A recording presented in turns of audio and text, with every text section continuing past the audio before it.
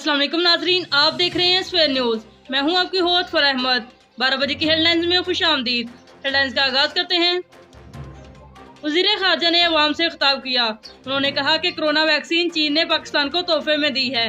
रवां माह के अंदर 11 लाख खुराकें मंगवाई जाएंगी, जो कि सबसे पहले तिब्बी अमले को लगाई जाएंगी और अवाम के अंदर भी तकसीम की जाएंगी और इनका मुनासिब इंतजाम भी किया जाएगा।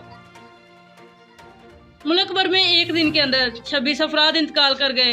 मजमूई तौर पर कोरोना की शरह 4.3 तक रही।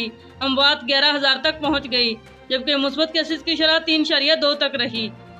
1,900 नए केसेस रिपोर्ट हो चुके हैं। फिरदौस आशिकवान ने अवाम से खिताब किया।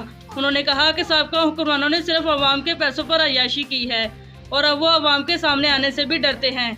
आज वज़ीर आज़म मीडिया से खिताब करेंगे, अवाम के मसाइल सुनेंगे और उनका हल भी बताएंगे और एक नई मिसाल कायम करेंगे। ऐसा काम करेंगे जो पहले किसी हुक्मरान ने ना किया हो। 1 फरवरी को ही अवाम को एक नया तोहफा मिल गया।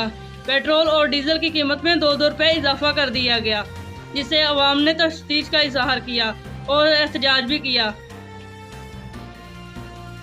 पाकिस्तान और जनूबी अफ्रीका के दरमियान तीसरा टेस्ट मैच 4 जनवरी को खेला जाएगा।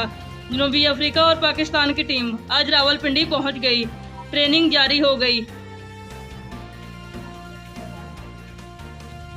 आज 1 फरवरी से सारे जामियात और स्कूल खोल दिए गए। बच्चे मास्क लगाकर स्कूल पहुंचे और बाकायदा जरासीम कश भी गेट पर उन्हें लगाई गई और SOPs पर अमल भी करवाया गया।